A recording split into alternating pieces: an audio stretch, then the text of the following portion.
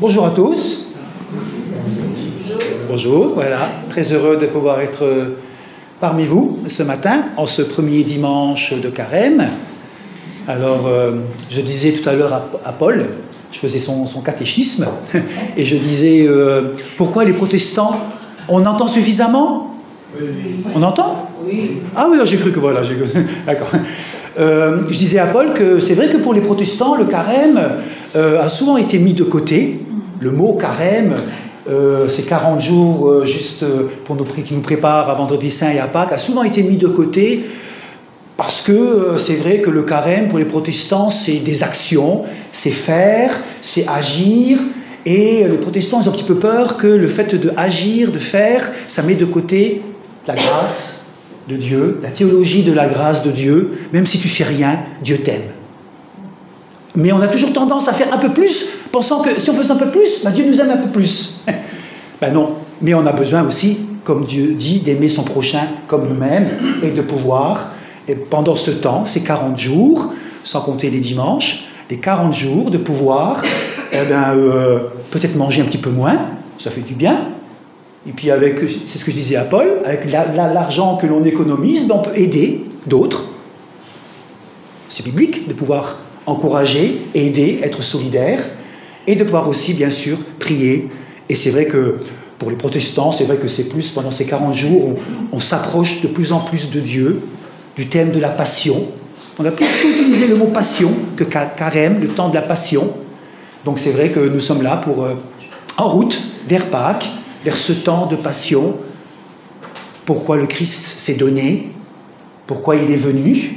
Alors voilà, on est dans cette tension, dans cet équilibre entre agir, faire et puis s'approcher de Dieu qui nous pousse à l'action et qui donne un sens à ce que l'on fait. Parce que si on fait que de jeûner pour faire plaisir aux autres et à son corps, on a loupé l'objectif. Alors voilà, en ce temps de carême, c'est le dimanche invocavit, ça veut dire « il m'appelle ». Tu as déjà sans doute appelé Dieu. Moi, oui. Avec le psaume 91, le Seigneur Dieu dit « L'homme m'appelle et je lui réponds. Je suis avec lui dans l'épreuve. » Voilà. Et les textes qui nous sont proposés pour ce temps de carême, c'est des textes un peu différents. Lui et Paul a changé un peu les différents textes. C'est le texte de Job. Pourquoi je souffre? Donc, il m'appelle, je lui réponds, je suis avec lui dans l'épreuve. Dieu n'a pas abandonné Jésus dans le désert au jour de la tentation, de même, il ne nous laisse pas seuls. Voilà pourquoi le Christ est venu, pour détruire les œuvres du diable, dans 1 Jean au chapitre 3. Pourquoi le Christ est venu? C'est pour détruire les œuvres du diable que le Fils de Dieu est apparu. Or ce matin, on va évoquer, entre autres, la souffrance. C'est pour ça que j'ai mis sur vos chaises ce petit feuillet. Pourquoi je souffre? Voilà. Alors, un beau programme qui nous est proposé pour ce matin. Et je vous invite à prier pour nous remettre ce moment entre les mains de Dieu. Seigneur, nous te bénissons pour ta présence. Tu es Père, Fils et Saint-Esprit. Tu es là. Tu es venu, il y a 2000 ans, partager notre vie sur cette terre. Tu es venu pour nous accompagner, pour nous montrer ton amour jusqu'à la croix et pour détruire toutes ces forces du mal. Alors Seigneur, nous te bénissons et nous nous présentons devant toi. Que ce temps de culte te soit agréable. Ouvre nos cœurs, qu'on puisse par les chants, par la prière, par les textes, t'offrir cette adoration. Tu es le seul Dieu, toi, Père, Fils et Saint-Esprit. Et nous te louons. Viens, béni sois-tu, Père. Amen. Amen. Et on va prendre le premier chant, le L83. Je te bénis, mon Créateur, pour la merveille que je suis. Je ne sais pas si Job pouvait dire cela, à votre avis. Et Madame Job, on parle beaucoup de Monsieur Job et Madame Job, vous la connaissez? Vous voyez ce qu'elle a dit, Madame Job? Elle lui disait, oublie ton Dieu. Oublie ton Dieu, maudis-le. Voilà. Et nous, ce matin, on va dire, je te bénis, mon Créateur, pour la merveille que je suis. Une, deux, et la quatrième. C'est pas la troisième, c'est la quatrième. Une, deux et quatre. Tes yeux me voient dès le matin et jusqu'au soir sans me quitter. Tu m'as tissé et façonné dans le silence et la patience. Je te bénis, mon Créateur, pour la merveille que je suis. Tous ces trésors au fond de moi que tu as mis sans faire de bruit. Tu me connais, ô Seigneur, dans mes pensées et dans mon cœur. Sur mes épaules, tu mets ta main quand je me touche et quand je dors. Je te bénis, mon Créateur, pour la merveille que je suis. Tous ces trésors au fond de moi que tu as mis sans faire de bruit. Viens éternel, viens me guider sur ton chemin d'éternité. Dans mes combats, mes désespoirs, c'est toi qui as vaincu la mort. Je te bénis, mon Créateur, pour la merveille que je suis. Tous ces trésors au fond de moi que tu as mis sans faire de bruit. On peut rester debout pour ceux qui peuvent, pour écouter le psaume. C'est le psaume 91 qui nous emmène dans la louange.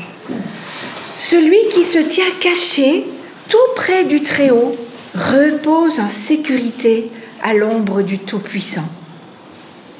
Je dis au Seigneur, tu es mon refuge et ma citadelle. Oui, tu es mon Dieu en qui j'ai confiance. Car c'est lui qui te délivre du filet de l'oiseleur, de la peste et de ses maux. Il t'abrite de son aile et, caché sous son plumage, tu trouves un refuge sûr. Sa fidélité est un bouclier et une cuirasse.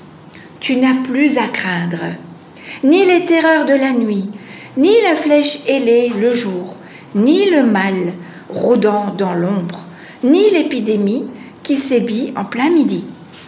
Seigneur, tu es mon refuge, le Très-Haut est ton rempart.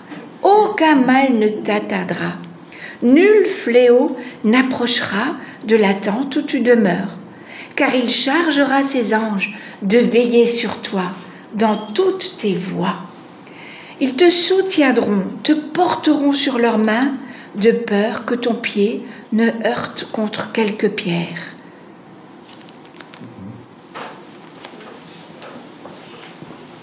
Continuons à louer le Seigneur, le 280. Béni soit le Seigneur, car son amour est grand. Entre autres.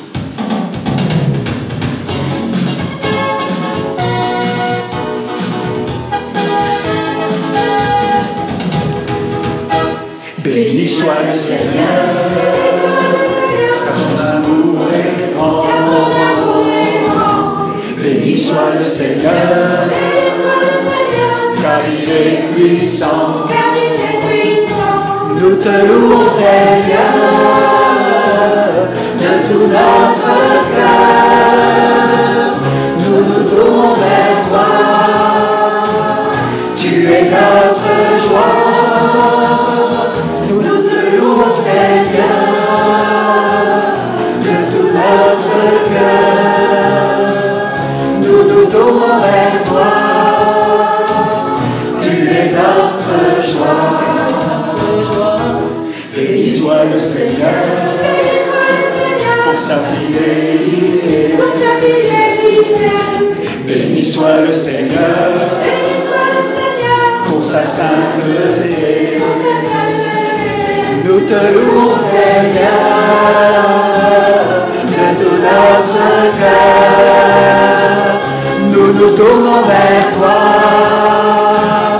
Tu es notre joie. Nous te louons, Seigneur, de tout notre cœur.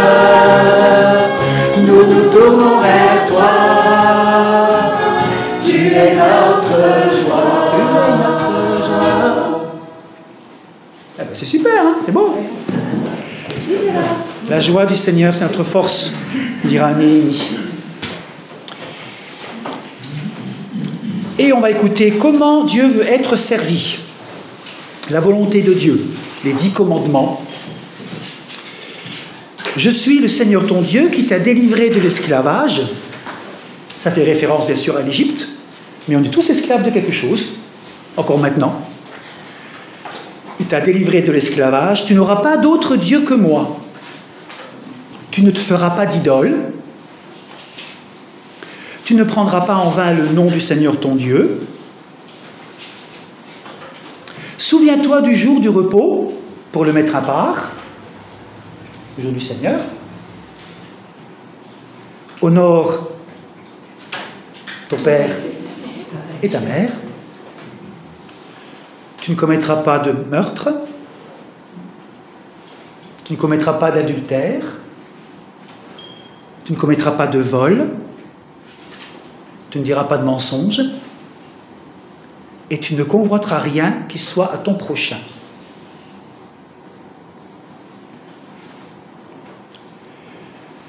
On peut sans problème actualiser ces 10 commandements dans tout ce que nous pouvons vivre. Et le meurtre, c'est pas simplement en tuant quelqu'un avec un pistolet, par la parole, on peut blesser quelqu'un, etc.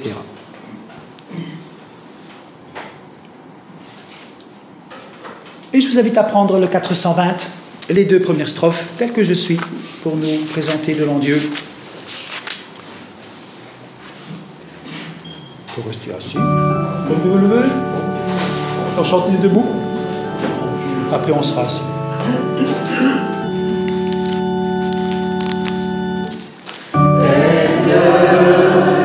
Je suis sans rien à voir, sinon ton sang versé pour moi, et ta voix qui m'appelle à toi, agneau de Dieu,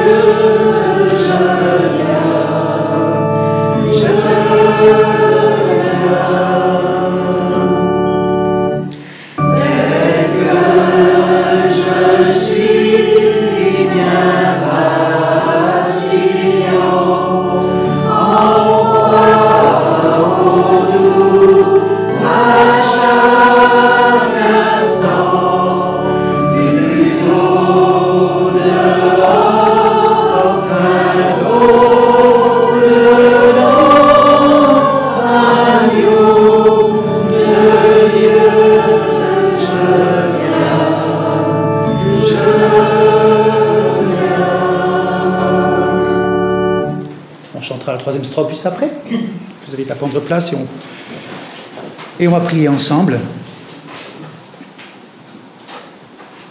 En proie au doute à chaque instant, lutte au dehors, crainte au dedans, je viens Seigneur. C'est ta voix qui m'appelle, je viens.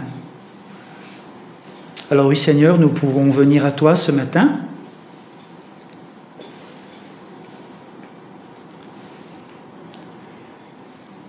Pardon pour toutes les fois où on a préféré peut-être aller ailleurs qu'auprès de toi, où on s'est dit on fait ceci, on fait cela, et puis seulement après on prendra la Bible ou on te priera, une fois que j'aurai fait ci et ça, et puis on le fait, puis après on oublie. Alors ce matin on peut venir vers toi et te dire que tu es notre Dieu, notre Père, notre Sauveur.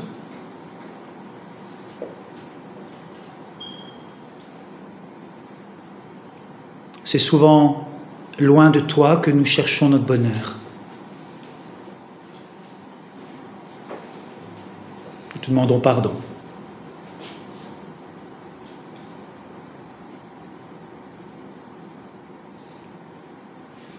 C'est souvent loin de toi que nous cherchons notre bonheur. Nous cherchons à être épanouis, à être heureux.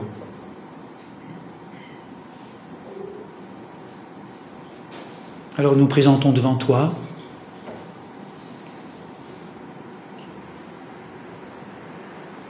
Tu nous rappelles tout ce qui s'est passé ce matin, la semaine, les derniers mois.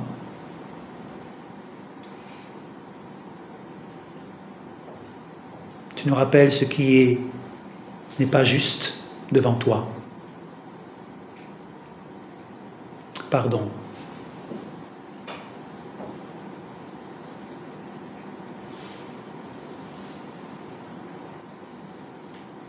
Change notre cœur et accorde-nous la grâce d'une vie renouvelée par ta puissance, Saint-Esprit. Écoute et prends pitié, Jésus. Agneau de Dieu, je viens à toi.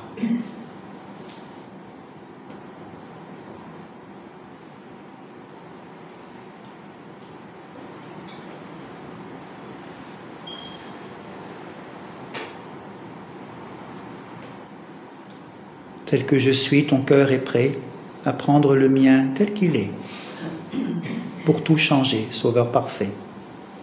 Agneau de Dieu, je viens.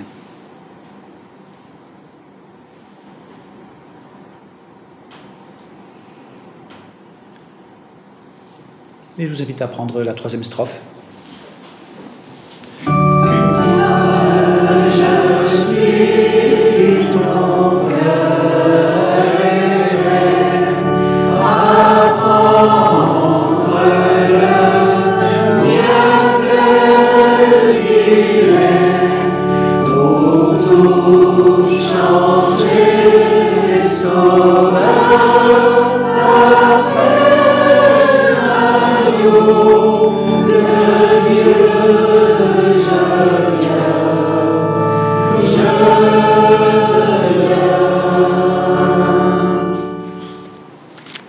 Et voilà ce que dit notre Dieu dans Ésaïe 44. « J'ai effacé ta faute comme la lumière gagne sous la nuit épaisse. J'ai effacé le mal que tu as fait comme le vent chasse un nuage. » Tu peux revenir à moi sans crainte, car je t'aime dès maintenant et pour toujours.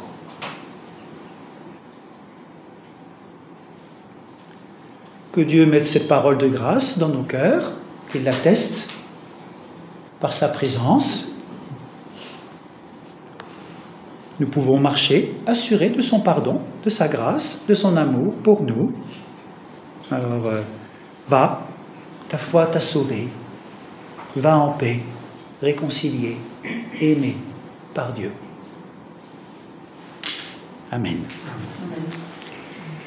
Et je vous invite à continuer la louange en chantant le 419, Torrent d'amour et de grâce, les 3 strophes, qui nous rappellent ce que Jésus a pu faire pour nous.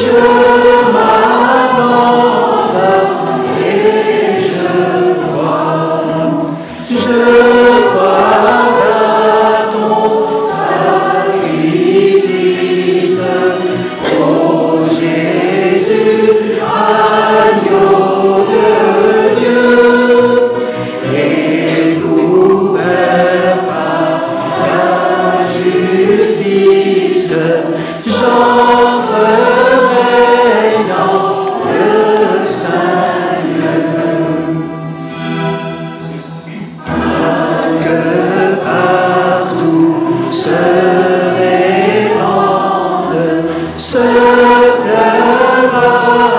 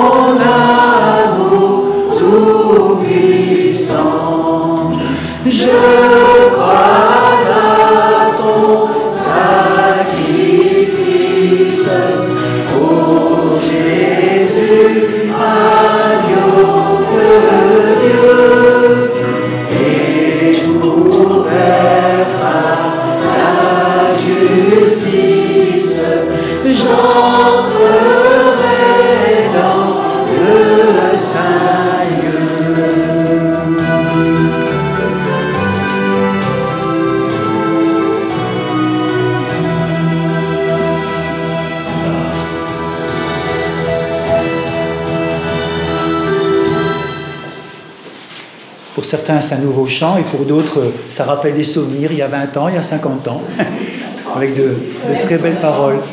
Comment? Même 70. 70, ah voilà, oui, c'est vrai que moi aussi je l'ai appris quand j'avais 14 ans, ça fait bientôt 50 ans. Voilà. Prions ensemble. Seigneur, on te remercie pour ta parole. Elle est pour nous une parole de vie. Ta parole est une parole d'amour, alors qu'elle vienne en nous. Ta parole est la vérité, qu'elle nous montre le chemin ce matin. Ta parole est justice, qu'elle libère tous les hommes. Et ta parole est vivante, qu'elle nous amène jusqu'au Christ et qu'elle nous donne ce Christ vivant. Oui, Seigneur, donne-nous ta parole. Ouvre nos cœurs à ta parole. Souffle l'Esprit de Dieu. Amen.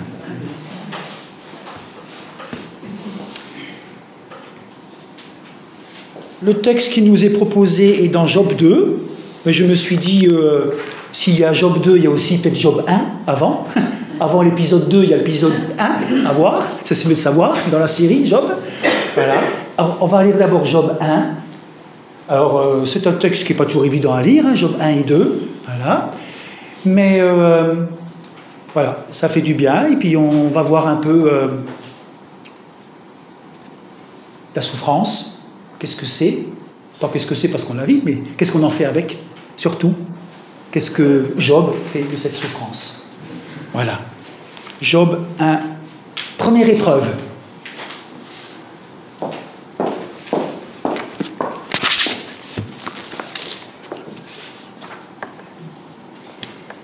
Alors, tiens, Job 1, versets 1 à 22. Il y avait une fois au pays d'Ous un homme appelé Job. C'était un homme droit, on n'avait rien à lui reprocher. Il respectait Dieu et il évitait le mal. Il était père de 7 fils et de 3 filles. L'homme le plus important de tous les habitants de l'Orient. Un jour, les habitants du ciel sont venus en présence du Seigneur. Satan, l'accusateur, est venu avec eux, lui aussi. Le Seigneur lui a demandé « D'où viens-tu » L'accusateur a répondu « Je viens de me promener partout sur la terre. » Le Seigneur lui a dit « Tu as sûrement remarqué mon serviteur Job. Personne ne lui ressemble sur la terre. C'est un homme droit, on n'a rien à lui reprocher. Il me respecte et il évite le mal. » L'accusateur a répondu « Si Job te respecte, à ton avis, est-ce que c'est sans raison ? Tu le protèges de tous côtés, comme avec une clôture, lui, sa famille et tout ce qu'il possède. Tu as béni tout ce qu'il a fait et ses troupeaux couvrent tout le pays. Mais touche un peu à ce qu'il possède, et il te maudira en face, j'en suis sûr. » Le Seigneur dit à l'accusateur « D'accord, tout ce qu'il possède est en ton pouvoir, mais ne touche pas à sa personne. » Alors l'accusateur s'est éloigné de la présence du Seigneur. On reste là, ouais. Alors, pour éviter de tout lire le chapitre 1, vous pouvez le lire. Job va perdre d'abord ses animaux, ensuite ses serviteurs vont mourir, ensuite ses fils, ses enfants, ses filles. Donc, vous voyez la décadence et la souffrance.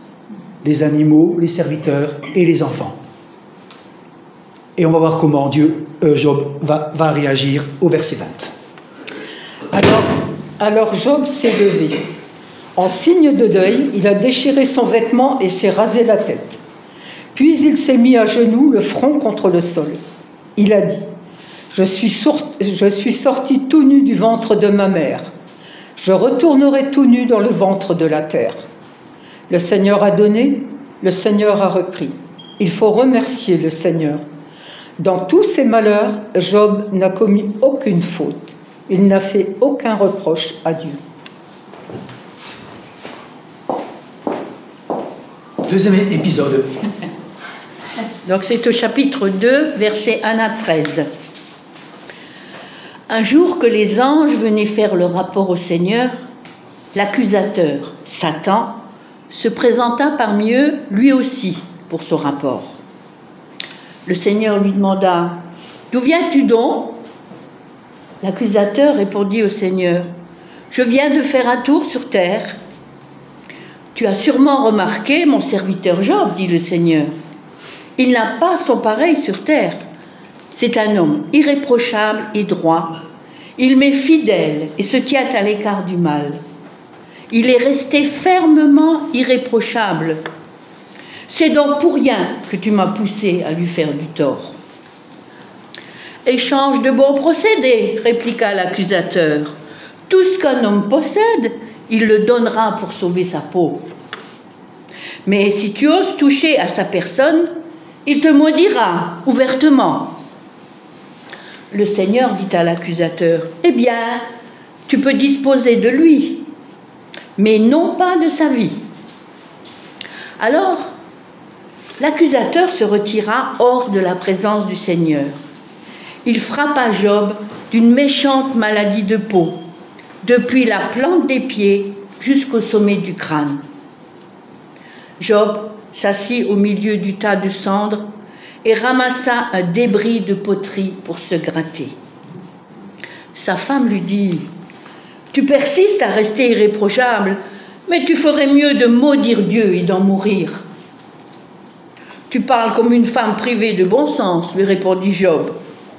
Si nous acceptons de Dieu le bonheur, pourquoi refuserions-nous de lui le malheur? » Dans cette nouvelle épreuve, Job ne prononça aucun mot qui puisse offenser Dieu.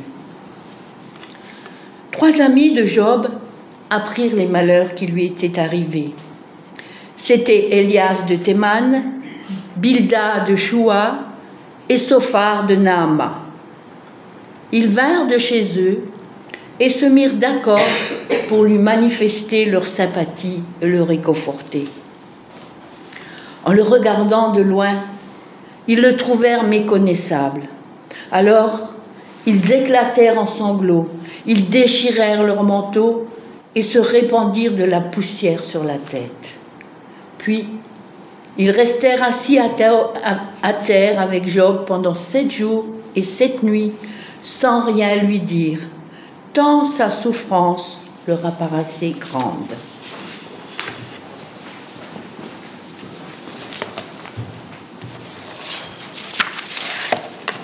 Alors je suis bien conscient qu'en parlant de la souffrance, ça touche des choses très profondes, mystérieuses, et puis qui nous dépassent. Et chaque fois que je suis confronté pour des enterrements ou dans les hôpitaux, comme vous, c'est pas évident de répondre et être en face des gens qui souffrent, et puis être soi-même confronté à la souffrance.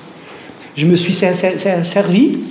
C'est rare que je le fasse, mais voilà, j'avais lu, dans l'UEPAL, il y a un service pour les prédicateurs laïcs, comme Stéphane Pompermeyer est venu dimanche dernier, on leur donne déjà une prédication toute faite. Et je me suis servi de cette prédication de mon collègue Soren Lenz, qui est un pasteur dans le nord de l'Alsace, et puis j'ai adapté ce qu'il a écrit parce que je trouvais que c'était judicieux et biblique, et ça me convenait. Je me suis servi un petit peu de ce qu'il a pu dire, entre autres. Vous avez tous été confrontés, je pense, quand vous baladez, vous vous promenez dans la rue, et puis vous voyez une personne, vous la connaissez plus ou moins, vous vous approchez d'elle, et puis vous la voyez, son visage vous fait un petit peu peur, parce qu'elle a maigri, il ou elle a du mal à marcher, il y a quelques mois elle n'était pas comme ça, alors vous discutez un petit peu avec elle, et puis elle vous lâche cancer, métastase au cerveau. Personne autour de vous, 80 ans, 60 ans, plus jeune, dans la rue. Il y a 10 jours, il y avait un jeune que j'ai fait l'enterrement, 42 ans. Ouais, cancer du pancréas, 42 ans. Voilà. C'est être confronté à la fin de sa vie, Pourquoi? À 60 ans? À 42 ans? C'est pas un âge pour mourir. Alors on les rencontre régulièrement, ces situations, des situations dans lesquelles on se pose involontairement la question, pourquoi? Les événements s'abattent sur nous, nous mettent à l'épreuve, et les tentatives d'explication ne mènent à rien. Face à cette personne qui est malade, peut-être qu'on va se dire « ça va, ça s'arranger ». Ouh là là. J'ai l'impression qu'on peut même se moquer presque de lui si on dit ça. Ça va s'arranger. Ah mais d'autres passent par là, vous inquiétez pas. Mais qu'est-ce qu'on en a à faire les autres? On ne sait pas toujours comment répondre. Pas évident d'être confronté. Alors Job fait l'expérience de la limite de sa situation. Le récit dramatique de Job nous plonge au plus profond des situations de vie dures, des situations dans lesquelles on échoue toute tentative d'explication. Le Dieu du catéchisme, le bon Dieu, le juste, le miséricordieux semble très très très loin. Ça semble même une farce, même pour certains. Ah, tu crois encore à ça avec ce que je vis? Non, mais sois sérieux un peu. Et c'est précisément à ces questions que s'est confronté celui qui a écrit le livre de Job. Des nombreuses tentatives d'expliquer que Job est puni pour ses actes ou pour ses méfaits échouent. Il n'y a pas de lien entre ce qu'il fait et ce qu'il subit. Dieu semble agir de manière arbitraire. Certains tentent de contourner le dilemme selon lequel Dieu est la cause ultime de tout mal. Mais Dieu n'est pas à l'origine du mal. Dieu n'est pas à l'origine du mal. Le Christ est venu pour détruire les œuvres du mal, nous dit la Bible. Le mal ne vient pas de lui, et pourtant, il reste maître de la situation. Le livre de Job n'essaye pas d'expliquer pourquoi Dieu permet le mal, mais il tient à ce que Dieu reste le souverain. Alors ça, c'est facile peut-être de le dire entre nous, hein, pour ceux qui sont en bonne santé. Après, il faut le dire devant les gens et l'accepter pour ceux qui souffrent. Quand on est confronté au mal, il est difficile de croire en un Dieu qui est miséricordieux, un Dieu qui aime, un Dieu qui déteste tout ce qui est destructeur. Difficile, hein? Qu'est-ce que vous disiez? Qu'est-ce que vous dites quand les gens y souffrent?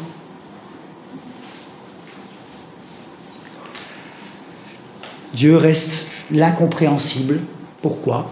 Pourquoi Dieu permet-il cela?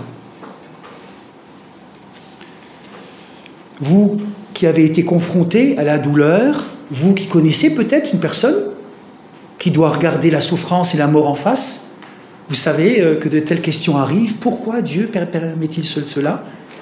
Et les réponses, on n'en a pas toujours, on n'en a pas. On reste muet devant la souffrance qui nous ébranle. On est souvent tenté de chercher des raisons au mal, des raisons de la maladie, des catastrophes humaines. On est toujours confronté à des situations dont on ne comprend pas le sens. Pourquoi l'enfant de cette dame in utero, il y a 15 jours, est mort suite à l'accident de Pierre-Palmade? Pourquoi? Pourquoi un jeune de 17 ans tombe mort sur un terrain de foot? Comme ça, boum. Alors parfois on dit que Dieu reste insondable. C'est un Dieu dont les facettes sont insondables. Et le livre de Job ne donne pas de réponse à la question « Pourquoi Dieu permet-il le mal ?» Il n'y a pas de réponse, et c'est pourquoi les amis de Job échouent dans leur tentative d'explication. Dieu n'est pas injuste, pas plus que Job n'est coupable. Il n'a rien fait de mal, Job. Dieu reste souverain dans ses décisions, il reste incompréhensible.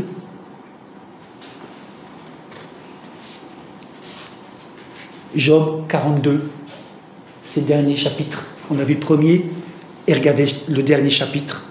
Job répondit à l'Éternel et il dit « Je reconnais que tu peux tout et que rien ne s'oppose à tes pensées. Quel est celui qui a la folie d'obscurcir mes desseins? Oui, j'ai parlé sans les comprendre, des merveilles qui me dépassent et que je ne conçois pas. Écoute-moi et je parlerai, je t'interrogerai et tu m'instruiras. Mon oreille avait entendu parler de toi, mais maintenant mon œil te voit.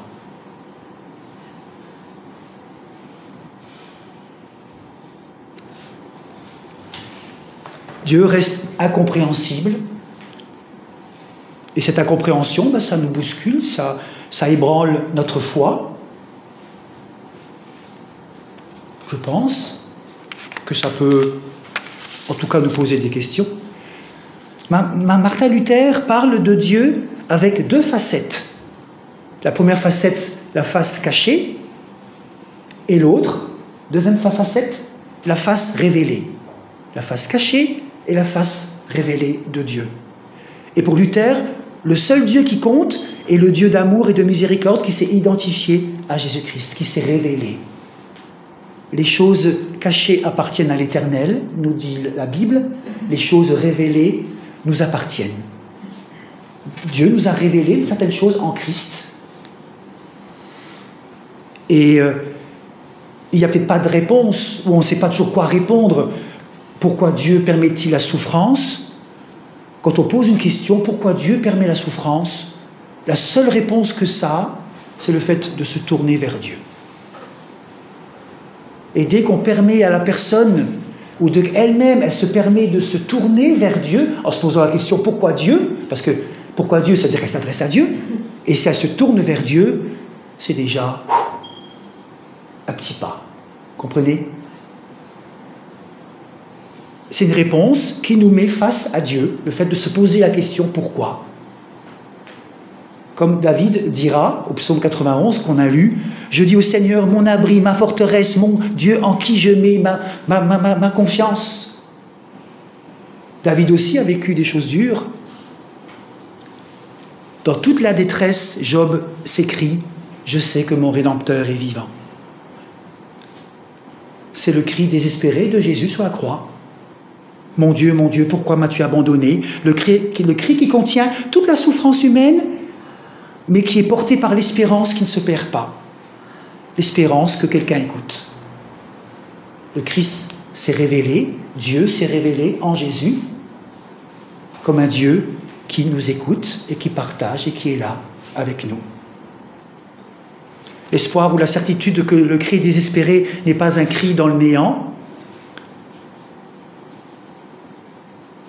ce n'est pas une consolation à bon prix. Il ne s'agit pas non plus d'avoir un certain fatalisme et de dire bah, si Dieu le veut, voilà, c'est comme ça, je ne peux rien faire. Au contraire, ce cri peut même aller plus loin, parfois même jusqu'à l'accusation de Dieu. On accuse Dieu parce qu'il est injuste. Et pourtant, ce cri, notre cri, pourquoi, est pleinement humain. Qui ne connaît pas les moments où nous avons l'impression que Dieu est injuste?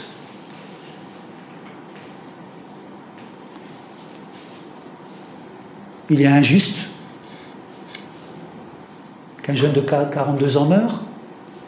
Il est injuste qu'une femme doit mourir parce que quelqu'un lui est rentré dedans et ce quelqu'un avait des problèmes d'alcool ou autre.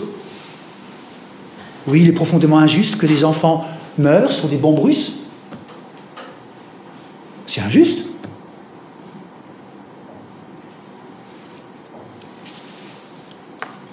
Il est injuste que notre homme qu'on a croisé dans la rue tout à l'heure, cet ami, soit atteint par une maladie incurable.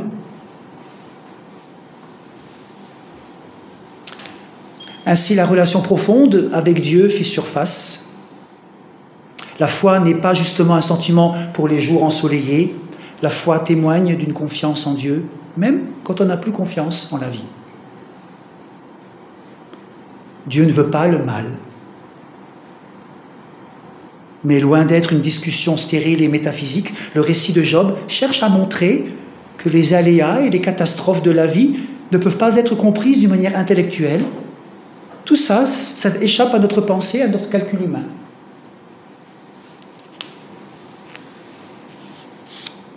Alors, pour finir, la seule réponse que l'on peut dire à ces personnes pourquoi je souffre,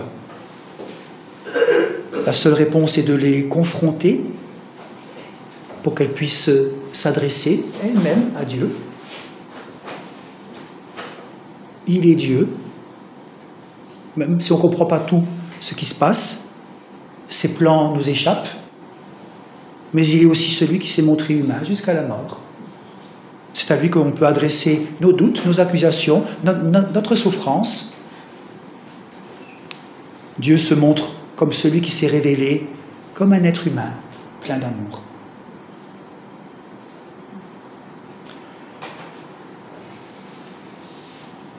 J'aimerais,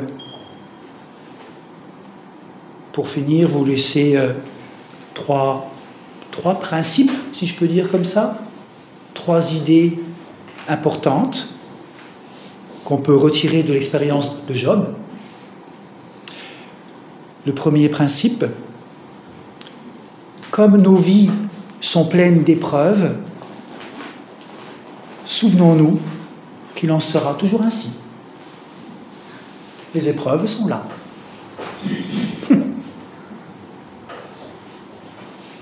Deuxième principe, comme nous vivons dans un monde déchu, nous devons comprendre que ceux qui nous aiment risquent de nous donner de mauvais conseils, comme Madame Job. Ceux qui nous entourent, à moi, on m'a donné parfois aussi des mauvais conseils. Et pourtant, Dieu est notre guide parfait. Et enfin, puisque Dieu est souverain, nous devons être prêts à être bénis, comme à passer par l'adversité.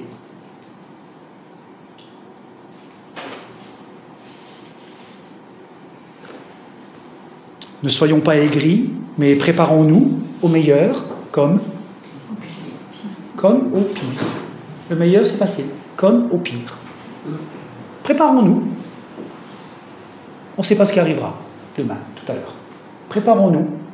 Demain matin, il y a des centaines de personnes qui vont aller voir le médecin et on va leur dire « vous devez faire de la chimio », etc., etc. Voilà.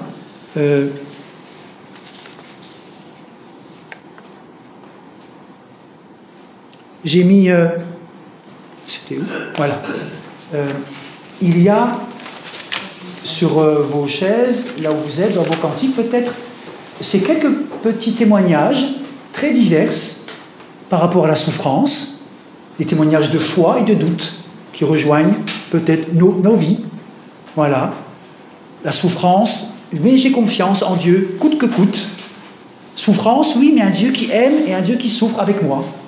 Puis en même temps, je souffre, et où est Dieu? Il n'est pas là.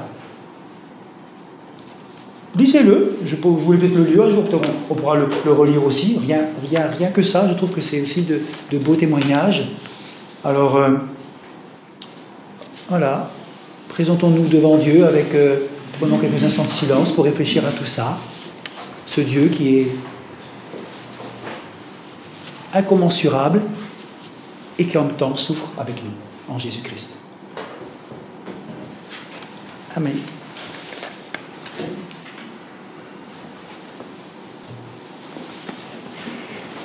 Et nous prenons le 458, attaché à la croix, les 3 strophes. Je trouve que les paroles vont très bien avec ce qu'on a pu partager ce matin. 458.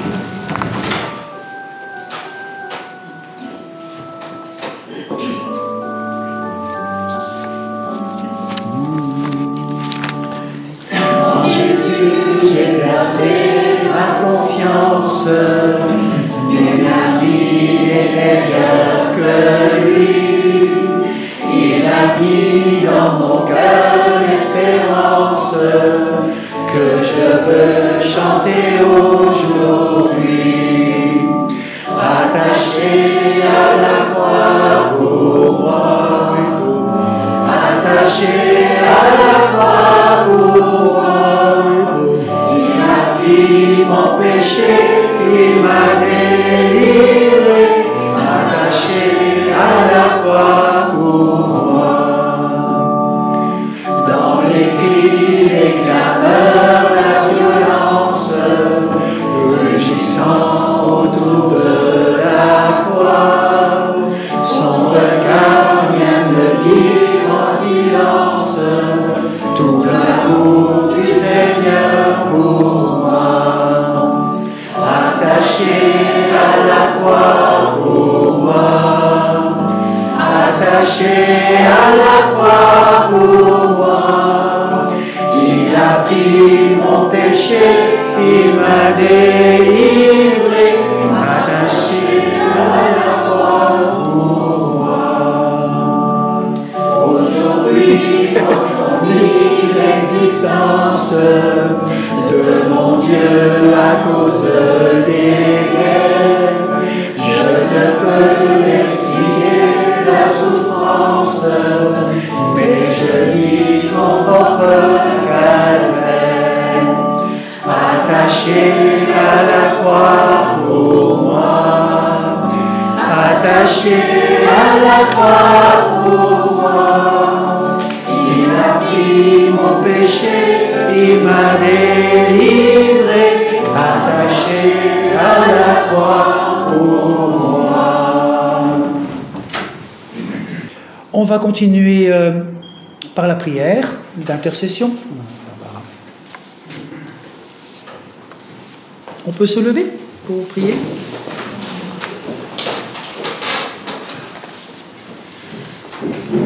Seigneur notre Dieu, ton Fils, au désert, a été tenté comme nous en toutes choses. Que ta parole nous affermisse et nous fortifie. Viens auprès de celles et ceux qui sont tourmentés, persécutés ou humiliés. Que ton amour les entoure et les protège. Viens auprès de celles et ceux qui sont tiraillés entre certitude et doute. Que ta fidélité les affermisse dans la foi. Viens auprès de celles et ceux qui font preuve de patience. Que ta présence les maintienne dans la confiance.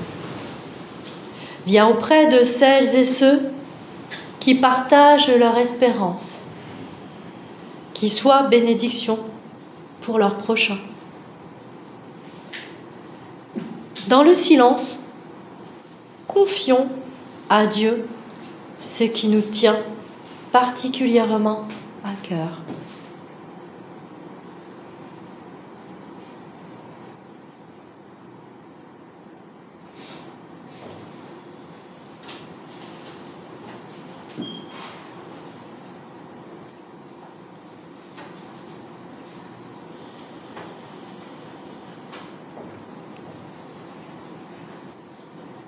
Seigneur notre Dieu, en ce temps de carême, que ton esprit souffle à travers le monde et nous remplisse de ta paix. Par Jésus le Christ, ton Fils, notre Seigneur, béni pour les siècles des siècles. Amen. Et ensemble prions. Notre Père qui es aux cieux, que ton nom soit sanctifié, que ton règne vienne, que ta volonté soit faite sur la terre comme au ciel. Donne-nous aujourd'hui notre pain de ce jour.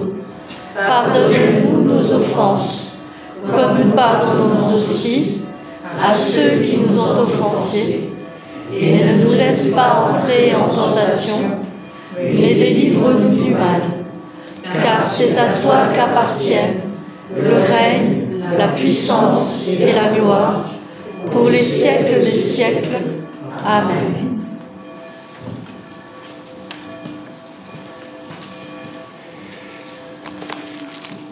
Et pour celles et ceux qui, en pensant à ce temps de présence, de rencontre et d'écoute sur le marché, celles et ceux qui souhaitent, contactez-moi, puis je mettrai aussi une feuille pour ceux qui veulent s'inscrire pour une demi-heure, pour 1 heure, être là ou pas. Voilà, que chacun ait la possibilité. Puis puis on verra le nombre que l'on est, si on est à 3 ou à 30. Voilà, on essaiera d'être pas trop nombreux, voilà, 3, 4, 5, ça suffit, voilà. Avec Johan fait la même chose au niveau catholique, pour pouvoir aussi demander à quelques personnes.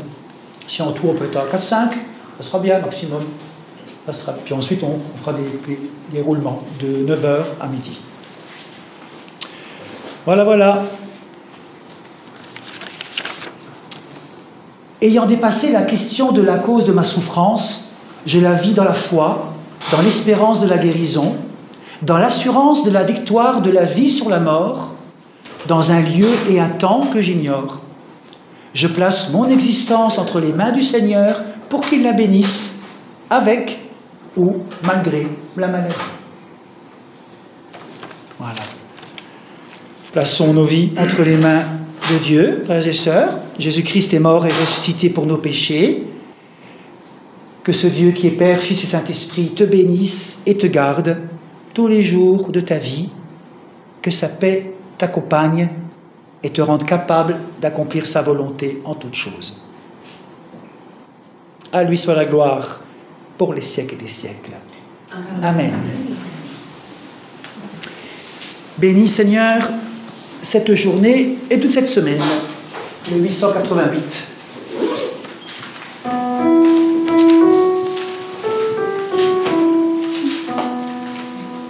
Bénis Seigneur cette journée, bénis ce jour où tout renaît, enseigne-nous à partager et donne-nous la joie d'aimer. Bénis Seigneur cette journée, bénis ce jour où tout renaît, enseigne-nous à partager et donne-nous la joie d'aimer. Bénis Seigneur cette journée, bénis ce jour où tout renaît, enseigne-nous cette journée, bénis ce jour où tout renaît. On pourra le faire en mieux avec un canon. Je ne sais pas trop comment ça se passe. Merci à Gérard pour sa belle musique et bravo à Daniel parce que pour la première fois, il a dépassé de 5 minutes.